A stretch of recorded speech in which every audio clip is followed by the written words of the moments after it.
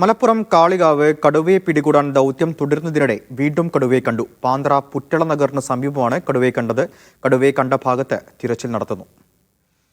യൂനുസ് അഹമ്മദ് ചേരുന്നുണ്ട്. യൂനുസ്, ഇത് ആളെക്കൊന്ന കടുവ തന്നെയാണ് എന്നതിനെന്തെങ്കിലും സ്ഥിരീകരണമുണ്ടോ?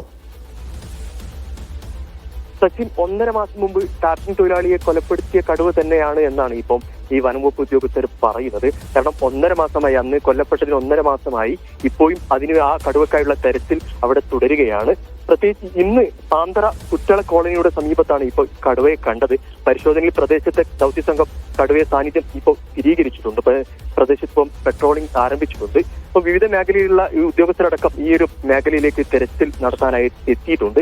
പ്രത്യേകിച്ച് നാട്ടുകാർ വലിയൊരു പ്രതിഷേധം ഉണ്ട് സച്ചിൻ. കാരണം പ്രത്യേകിച്ച് നിരന്തരമായി 1.5 മാസത്തോളമായി ആ അപകടം ഉണ്ടായിട്ട് കൊല്ലപ്പെട്ടിട്ട് ഇപ്പോഴും ആ കടുവയെ കണ്ടെത്താൻ അതിൽ വലിയൊരു പ്രതിഷേധമുണ്ട്. കാരണം പ്രത്യേകിച്ച് രാവിലെ അടക്കം കുട്ടികളും അതുപോലെ മറ്റുള്ളവരൊക്കെ ജോലിക്കും പോകുന്ന ഒരു സാഹചര്യമുണ്ട്. കുട്ടികൾ സ്കൂളിൽ പോകുന്ന ഒരു സാഹചര്യം. പ്രത്യേകിച്ച് വലിയ ഒരു അപകട ഭീഷണി അവിടെയുണ്ട്. നിരന്തരമായി ഇത് CCTV അടക്കം ഈ ഒരു കടുവയുടെ ദൃശ്യം കാണുന്നുണ്ട്. പക്ഷെ ഇപ്പോഴും ഇതിനെ പിടികൂടാൻ കഴിയുന്നില്ല.